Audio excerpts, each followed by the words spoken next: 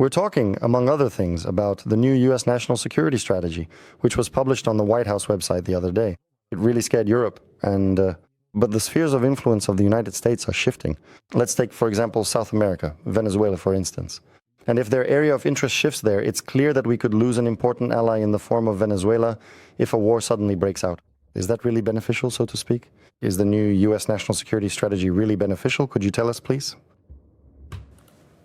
Well, of course, the Americans are tailoring it to suit themselves. That's right. There's always a certain balance.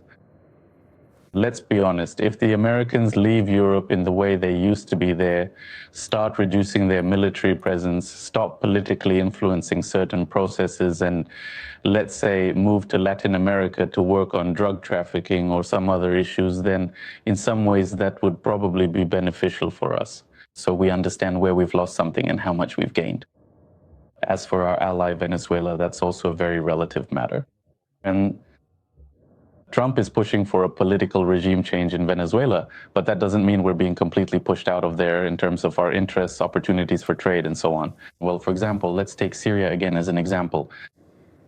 There was a physical change in the political landscape. A new government came to power. Did Russia's interests there disappear or get lost? No, in some ways, yes, their opportunities have narrowed a bit. We may not have as broad a presence there now, but nevertheless, we have retained our two key bases, which provide us with logistics to Africa for the African core, and accordingly, we continue to operate within this paradigm.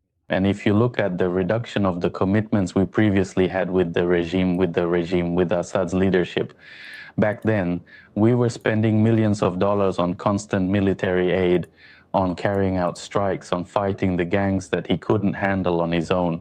We don't do that anymore. These are significant expenses that we've simply cut from the spending side now.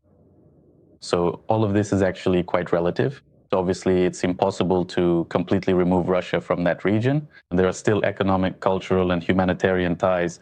No matter what anyone says, no matter what government comes to power, there will still be interaction. That's just how it is.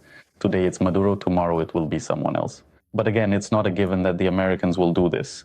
And in some ways, if the Americans start a military campaign there, they'll get drawn into guerrilla warfare. They'll end up with basically a second Vietnam, while Russia and China will gain a tool for targeted assistance, including military aid. And the Americans could get seriously bogged down there. And the Americans understand this perfectly well, too.